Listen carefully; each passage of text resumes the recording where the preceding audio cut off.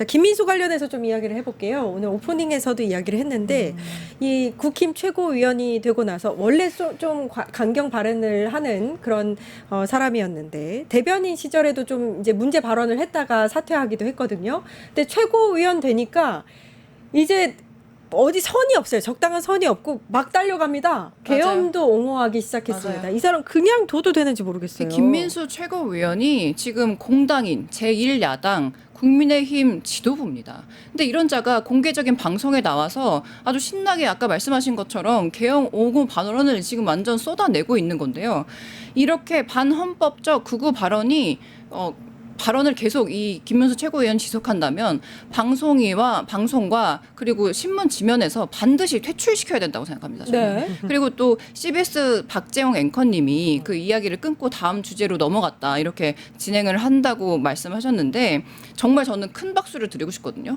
다른 방송에서도 이런 극우적인 발언이 나오면 정말 끊고 다음 주제로 넘어가는 그런 행동을 보여야 되고 이렇게 극우적인 비상식적 궤변이 더 여과 없이 국민들의 귀에 들어가는 일이 없도록 이것은 정말 철저히 막아야 된다고 생각하고요. 예. 국민의힘도 이 헌법재판소의 결과를 겸허하게 수용하겠다 이렇게 말을 한 적이 있었는데 그게 진짜 진심이라거나 아니면 내란 숙의 윤석열을 배출한 그런 정당으로서의 최소한의 책임감이 있다고 하면 지금 김민수 최고위원을 최고 수준의 문책하고 징계를 반드시 해야 된다고 생각합니다.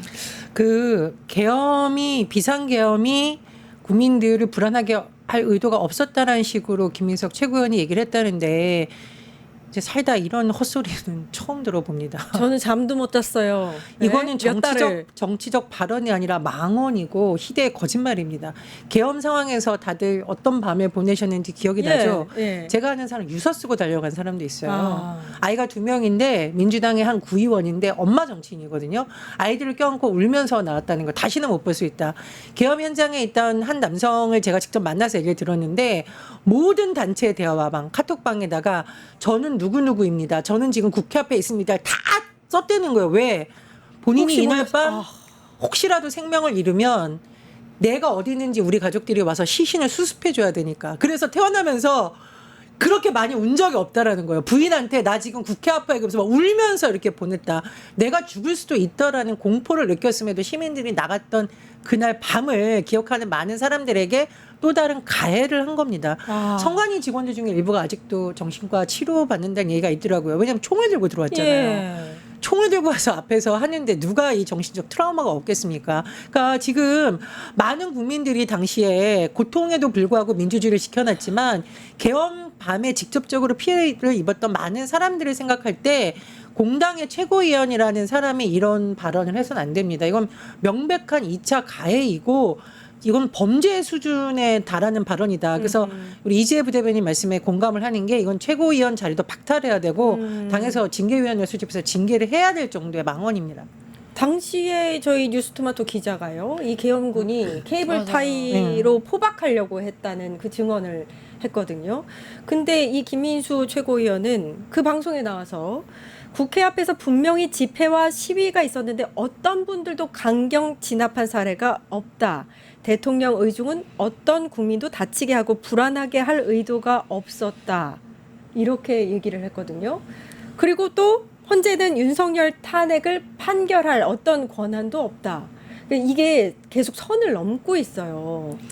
김민수 최고위원 혹시 정광훈과 전한길한테 과외를 받고 있는 게 아닌가 밤마다 이런 생각이 듭니다.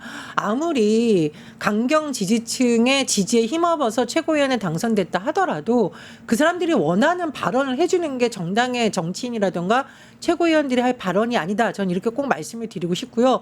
무엇보다 헌법재판소의 판단에 대해서 동의하지 않는다는 것은 헌정 질서 자체를 부정한다라는 겁니다. 이거는 최소한 대한민국 정치인으로서의 자격이 없어요. 도대체 이 사람은 왜 이럴까 생각을 해보니까 한덕수가 난가병이다라고 했는데 이분 혹시 관심병에 걸린 게 아닐까. 왜냐하면 이렇게 뭔가 무리가 되는 발언을 하니까 오히려 사람들이 나를 지지해 주는 것 같아. 이렇게 잘못 생각을 하고 특히 이번에 지도부에 입성하는 데도 있어서 이른바 반탄파 탄핵에 반대했던 반탄파들이 밀어줘서 했다는 평가가 있잖아요. 그러니까 계속 거기에 부응하기 위해서 이렇게 얘기를 하는 것 같은데 제가 말씀드렸듯이 국민의힘은 전환길당 정강훈 당이 아닙니다. 아직까지도 보수 정당을 재건하고 싶은 사람들이 또 분명히 있을 거란 말이에요. 그리고 윤석열이 자주 했던 말이 있어요. 반국가 세력. 이런 거 반국가 세력이나 하는 발언입니다. 예. 그래서 제가 보기엔 빨리 최고위원 자리에서 파면하는 게 오히려 국민의힘이 좀 당을 제대로 만드는 데 도움이 된다라고 아니 근데 봅니다. 사실 김민수 최고위원만이 아니에요. 사실 우리가 많이 잊어서 그런데 나경원 의원도 당시에 뭐라고 했냐면 그 윤석열 전 대통령의 그런 위헌 위법적 불법 계엄이 심지어 헌법에 반한다 하더라도 우리가 이것을 지켜내야 된다라고 했단 말이에요. 판사 그 출신의 사람 판사 출신이죠. 오선 의원이 헌법에 반한다고 하더라도 이것은 우리가 지켜내야 된다고 말한 그런 정통이 다시 새롭게 피어나고 있는 당입니다. 근데 이렇게 좀 무리한 발언들을 늘어놓는 게 지금 이제 신동훈 님께서 댓글에 김민수 발언과 이준석 발언이 비슷하다라고 지적을 해주셨거든요. 저는 격하게 공감하는 게 이렇게 굉장히 극우적이고 말도 안 되는 비상식적인 발언들을 늘어놓는 게 본인의 정치 행보를 위함일까라는 생각이 듭니다. 맞습니다. 근데 실제로 그렇기 때문에 최고위원이 된 거거든요. 그래서 과거에 이준석식 정치는 퇴출시켜야 된다라는 예. 여론이 일어난 게 이준석 예. 개인의 문제가 아니라 이준석이라는 정치인이 하는 방식이 갈라치기하고 뭔가 사람들의 감정을 격하게 읽고 특정 그렇죠. 집단에 예. 대한 분노와 혐오를 일으켜서 자기 지지를 모으는 정말 나쁜 정치의 전형이었기 때문이거든요. 그래서 모 언론사에서도 아마 이준석도 출연시켜서 하는 프로그램을 만들려다가 내부의 반발로 그걸 없애버렸다. 한마디로 마이크를 줘서는 안 된다. 공론장에서 퇴출시켜야 된다. 그런 여론이 일어났거든요. 그래서 이 김민석 최고위원 같은 경우에도 국민의힘 차원에서의 조치도 있어야겠지만 뉴스토마토에서도 오늘의 마지막으로 안 다뤄줬으면 좋겠어요. 그러니까 공론장에서 퇴출시켜줘야 된다. 네. 관심을 얻고 싶어서 몸부림치는 차에 치는 정치인들에게는 관심을 안 주는 것도 한 방법이다. 오늘까지만 합시다. 이 말씀을 드리고 싶어요. 아니 근데 그러니까요. 이게 우리가 관심을 안 두려고 해도 사실 김민수 최고위원은 전 자력으로 이런 얘기를 할 수 있는 사람이라고 보지는 않고 그 뒤에 누가 있겠습니까? 전환길이 있죠. 이 국민의힘을 뒤흔드는 국민의힘 자체를 자기 놀이터로 삼는 전환길이 있기 때문에 심지어 전환길이 엊그저께 뭐라고 했는지 아세요? 전환기를 품는 자가 다음 지방선거에서 공천을 받고 대통령 후보가 된다. 이렇게 말한 사람이 뒤에 있기 때문에 그 말을 계속 받아 안고 지금 김민수 최고위원이 함부로 정말 마음껏 떠드는 것이 아닌가. 그래서 김민수 최고위원을 우리가 컷시킨다고 될 일이 아닙니다. 장가지를 친다고 될 일이 아니에요. 이준석 발언이 과거에 이준석이 내가 계란이냐 품게 그랬다던데 우리가 품어야 될 사람들은 사회적 약자, 예. 건전한 보수, 합리적 보수이지 극우와 손잡는 거를 우리가 통합이라고 하지 않습니다. 그래서 웬만하면 저도 야당에 대해서는 여당이 함께 손을 가야 된다라고 원론적인 얘기를 하고 싶지만 이런 사람들을 볼 때마다 과연 국민의힘이 대한민국 정치사에서 남아있는 것이 정치 발전에 도움이 되는가, 소위 건전한 보수를 위해서 도움이 되는가, 정말 이런 의문이 드는 것이 계엄이라는 그 엄청난 과정을 거치고 대선에서 패배한 이후에도 탄생한 지도부에서 이런 발언이 나온다는 게 정말 개탄스러운 현실입니다. 이런 극단적인 발언이나 논리를 가지고 극우 성향의 세력의 지지를 받으면서 정치적인 입지를 넓혀가는 자들에 대해서 어떻게 해야 되는지 좀 우리도 좀 고민을 해야 될 것 같아요. 방금 이제 부원장님께서 이 주제를 다루지 말자라고 하시니까 제가 또 고민이 깊어지는데 이거 안 다룰 수도 없고요. 그러니까 영희님께서 입 더러워져요. 그런 것 입에 담지 마세요. 이렇게 말씀하셨습니다. 이 국힘의 수준도 좀 얘기를 하고 싶은 게 이런 상황에서 당대표로 선출이 된 장동혁 같은 경우에는 이 사람을 다양한 생각도 가질 수 있다라면서 두둔하는 발언을 했거든요. 아니 다양한 생각을 가진 사람이라고 두둔하다기보다 본인이 이미 그렇게 생각하고 있는데 이런 말을 먼저 하지 못해서 아쉬운 마음이 더 클 수도 있습니다.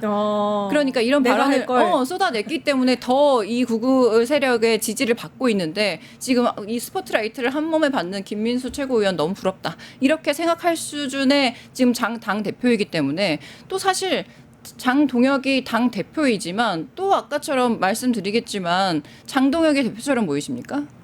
사실 전환길이 대표입니다. 아, 전환길 당이다 이런 얘기 많죠. 이번에도 예. 당대표 선거 전당대회가 아니라 전한길 대회라고 부르지 않았습니까? 그러니까 이 전한길을 끊고 나서야 국민의힘이 바로 설 수 있을 것 같은데 이 연결고리를 어떻게 국민의힘 자생적으로 끊어낼 수 있을지 너무너무 의문이고, 그리고 저는 이 전한길과 이번에 지도부 사태에서 볼 수 있는 것처럼 국민의힘의 중진 다선 의원들이 정말 철저히 반성해야 된다고 생각하거든요. 어허. 본인들이 가치를 지켜온 이 보수 정당의 이 훼손을 전한길 시리가 저렇게 마음껏 휘두르면서 엉망진창으로 만드는 것을 눈뜨고 지금 보고만 있는 거예요. 그리고 어떻게 해서든지 전한길을 품으면서 자기도 지도부가 하고 싶고 자기도 전한길 말을 얻어서 또 정치적인 입지를 키우고 싶은 그런 국민의힘 의원들이 많기 때문에 국민의힘이 지금 총체적인 난국에 빠져 있는 것이 아닌가. 예. 우리가 다양한 입장이랑 의견이라는 것과 망언을 혼동해서는 안 됩니다. 네. 예를 들어서 국민의힘의 누군가가 전두환을 찬양했다. 이걸 다양한 입장이라고 할 수 없습니다. 그럼요. 5.18에 대해서 북한군이 조종했다라고 하시라는 것을 우리가 망언이라고 하지 다양한 입장이라고 하지 않습니다. 이건 우리가 정치와 역사에서 퇴출시켜야 될 발언이지 이걸 마치 다양한 입장이라고 두둔하는 것 자체가 장동혁 대표가 지금 얼마나 그릇된 철학을 가지고 있는 것을 분명히 보여주는 겁니다. 그리고 만약 국민의힘 지도부가 계속 이렇게 극우 정당으로 전락을 한다면은 이 정당의 입지가 쪼그라들 수밖에 없어요. 극우 정당으로 가겠다라는 것 아닙니까? 저는 이렇게 보면은 장동혁 대표가 지금 국민의힘의 외연을 넓히고 있는 것이 아니라 오히려 좁히고 있고 이러다가 당이 분당이 되는 것이 아닌가. 일부는 떨어져 나갈 수도 있다. 그리고 오히려 그걸 바라는 게 아닌가. 이런 좀 의구심이 들기도 해요. 뭐 내부 총질 툭하면 이런 얘기 하잖아요. 예. 분당되기 전에 좀 해산 좀 시켰으면 좋겠어요. 해산시킬 수 있는 방법은 없는지. 코몽이 아빠님께서 국짐 수준이야말로 말해서 뭐 할까요? 초등생들이 더 합리적입니다. 햇님만 달린만이 더 나을 수도 있습니다. 네, 햇님반이 더 나을 수도 있다. 유치원생이 더 나을 수도 있다. 이렇게 말씀하셨습니다. 근데 이 상황에서 아무튼 제일 야당이에요. 이재명 대통령은 어떻게든 이제 통합하고 협치를 해야 되는 상황이기 때문에 이제 어쩔 수 없이 장동혁 뭐 대표도 그렇고 지도부 회담을 이제 제안을 했는데 장동혁 대표는 영수회담 그러니까 1대1로 만나자 이런 논리죠. 예, 어떻게 보세요? 근데 이제 1대1로 만나자라고 질러놓고 그러면 만나지 마. 라고 할 반응을 가장 두려워했을 겁니다. 장동혁 의원이 당대표가 지금 가장 큰 목표가 대통령이 되는 거랍니다. 장동혁이요? 1.5선이요?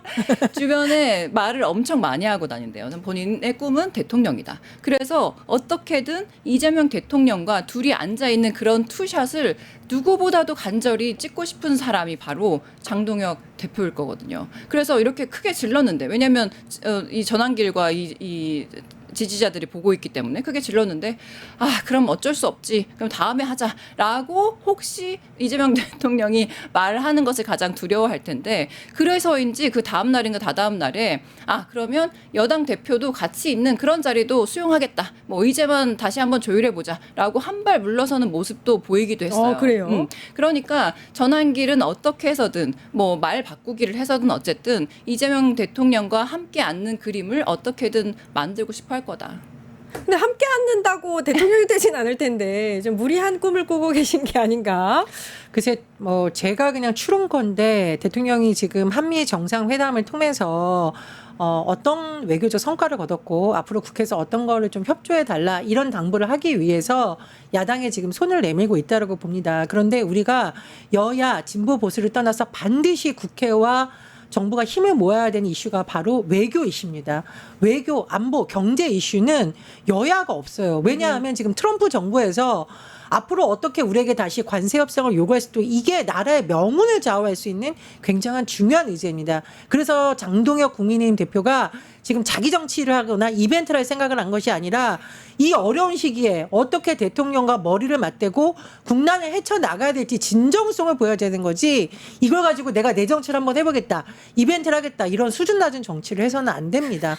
그 말을 꼭 드리고 싶어요. 부원장님께서 저는 국힘 가서 좀 과외 좀 해주시면 안 아니, 됩니까? 아주 전환교의 과외를 받고 계셔. 그렇게 많아 야당의 기대를 가지고 계신 것 같아요. 예. 이게 지금 우리나라의 국익이 어떻게 되든 지금 뭐 트럼프 협상이 어떻게 되든 지금 국민의힘 잊은 지 오래입니다. 만약에 그런 것들을 조금이라도 머릿속에 염두에 두고 뭐 외교 안보 문제에서는 우리가 힘을 합해야 된다라는 조금의 어떤 국익의 조금의 어떤 마음가짐이라도 있었으면 이렇게 나오진 않았겠죠. 근데 제가 이렇게 자꾸 트럼프를 말씀드리는 이유가 뭐냐면은요. 트럼프가 지금 우리나라에서 정상회담에서 어쨌든 이재명 대통령은 극찬해지고 이랬지만 앞으로 어떤 카드를 어떻게 내밀지 맞아요. 방입이라던가 이런 부분에서 어떻게 또 무리한 주장을 할지 그건 알 수 없는 겁니다. 그렇다면 이 문제에 대응을 하려면 정말 우리나라에서부터 여러 가지 여론이라던가 언론의 역할이라던가 국회 역할이 시민사 역할이 너무나 중요합니다. 정말 이건 나라가 흔들릴 수 있는 의제이기 때문에 국민의힘이 정신을 차려야 되고 국민의힘이 이번에도 놀부심보로 계속 이렇게 방해하는 전략을 놓는다면 저는 정말 국민들한테 세게 심판을 받을 거다 이 생각이 듭니다. 예, 국민의 한 사람으로서 정말 국힘 바라보고 있자면은 그냥 너무 답답해요. 그냥 그 고구마 100개 먹은 것 같습니다. 언제 나아질까? 나아지지 않을 것 같다는 생각도 들고 금쪽이 같습니다. 국회 법사위 얘기를 좀 해볼게요. 육선 추미애 의원이 법사위원장으로 나서니까 자기네들도 국힘도 자기네들도 이제 다선 의원 있다고 나경원을 내세웠는데요.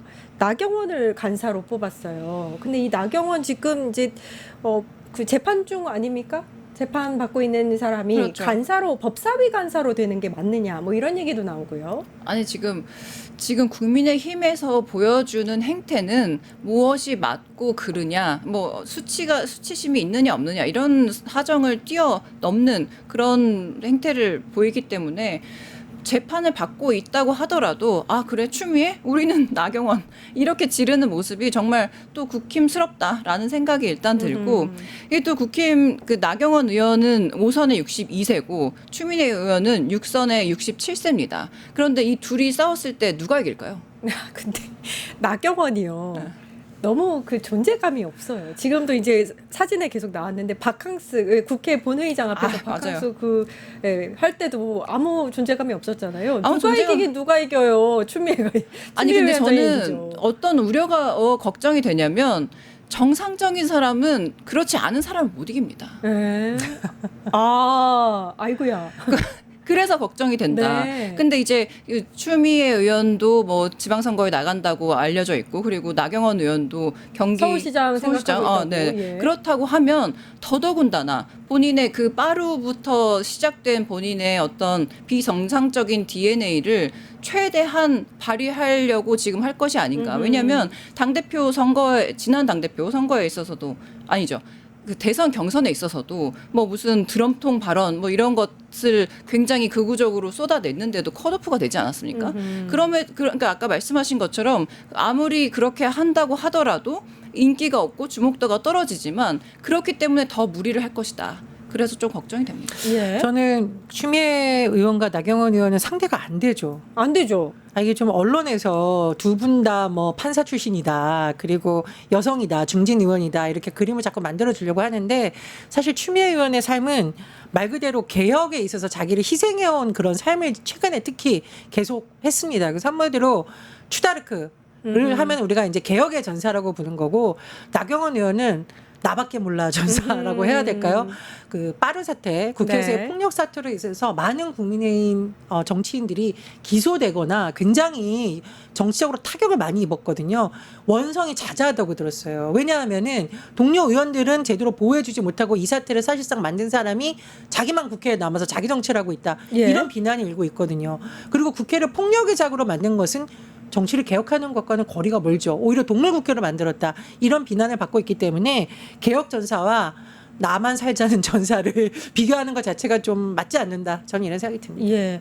그래도 일단은 걱정을 안 할 수가 없는 게 법사위가 굉장히 중요한 위원회이기도 하고 간사를 맡았으면 일단 간사단끼리의 협의가 또 중요하거든요. 회의 진행에 있어서는. 그러면 껌껌이 부딪히지 않을까, 방해하지 않을까 이런 생각이 들기는 해요. 그러니까 우리가 법사위원장 자리를 절대 주지 못한다라고 한 이유가 법사위원장이 이 중요한 민생 법안에 있어서 뭐 개의를 한다, 회의를 진행한다 중요하다. 이런 중요한 자리이기 때문에 법사위원장 자리를 내주지 않아서 좀 국민의힘이 굉장히 반발이 지금까지 심했는데 간사도 비슷한 역할입니다. 그러니까 건건이 민주당에서 그리고 이재명 정부가 해야 되는 그런 민생 개혁 법안들이 올라올 때마다 그것을 중간에서 발목 잡을 심산으로 지금 간사를 그쪽에 앉혀놓은 그랬겠죠. 거거든요. 그러니까 법사위원장 우리가 안 돼? 그러면 나경원을 아까 말씀하신 것처럼 뭐 이 나만 알고 있는 뭐 나경원을 여기 넣어놔서 우리가 이 이재명 정부가 하는 일을 모두 반대할 거야 이런 시그널을 지금 강력히 주는 거기 때문에 정말 걱정이 큽니다. 이러다가 나경원 의원 호가 놀부 되겠어요. 놀부 나경원 일단 회방 놓고 보자.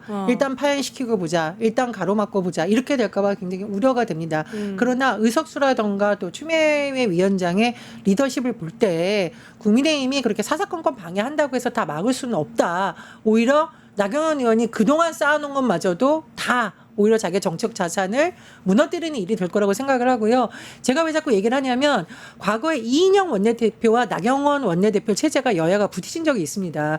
초반에 나경원 원내대표가 밥 잘 사주는 예쁜 누나 뭐 이런 비슷한 표현을 쓰면서 그러니까 여야가 좀 같이 잘해보자라는 식으로 할 때는 오히려 좀 여론에서 인기가 많았거든요. 근데 나중에 국회가 극한 상황으로 몰리면서 결국은 보수당이 선거에서 참패하게 됐었어요. 그러니까 국민들이 보기에 일부 지지층이야 나경원 의원이 놀부 심보로 회반 놓으면 박수를 칠지 모르지만 결국은 국민의힘이 선거에 참패하는 결과를 가져올 수 있다. 놀부는 결코 승자가 될 수가 없다. 이 예고 드리고 싶습니다. 제가 이제 산자위 위원님을 한번 모셨기 때문에 그때 이제 바로 법사위 전에 산자위에 있었거든요. 이 나경원 의원이. 근데 발언이 세지가 않아요. 이분은 좀 왕비병이 있으십니다. 굉장히 우아하게 말하려고 노력을 하시는데 이 발언에 뭐 팩트라든지 핵심이 없어요. 그래서 법사위에서 뭐 간사로서의 뭔가 놀부라든지 이렇게 방해하는 역할을 제대로 할 수 있을 거라고 저는 보여지지가 않습니다. 아니 예. 근데 저도 나경원 의원을 엄청 오래 봤거든요. 그런데 지금 본인 선거를 앞두고 굉장히 무리할 가능성은 높습니다. 왜냐하면 아까도 말씀하셨듯이 존재감도 없고 본인이 무슨 말을 했을 때 파급력도 지금 너무 떨어지고 최근 몇 번의 선거에 있어서는 모두 패했습니다. 그렇기 때문에 진짜 이번이 마지막 나의 정치 생명을 모든 것을 걸고 나서겠다라는 마음가짐으로 지금 법사위 간사를 수락을 한 걸 거거든요. 그렇기 때문에 굉장히 무리하게 수위 높은 발언들과 이 민생 법안을 가로막는 그런 일들을 하지 않을까. 예, 용산 술고래님이 나경원 법사위 나오면 의자 대신 드럼통 준비해줘라라고 말씀을 하셨는데, 좋은 생각이네요.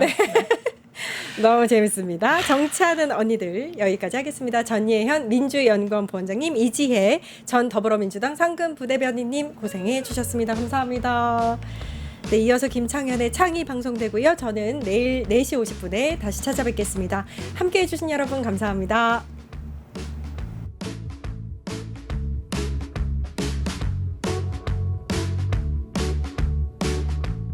유튜브 구독하고 실시간 채팅과 댓글을 남기시면 매일매일 7,000TTCO를 드립니다. 참여 방법은 통통물 어플을 다운로드하고 회원가입과 로그인을 해주세요. 마이페이지에서 나의 회원 고유 번호를 복사해주세요. 유튜브 구독 후 실시간 채팅이나 댓글창에 고유 번호를 한 번만 입력하면 준비 끝! 지금 유튜브 채팅과 댓글 쓰기 참여하고 실천 TTCO 받아가세요.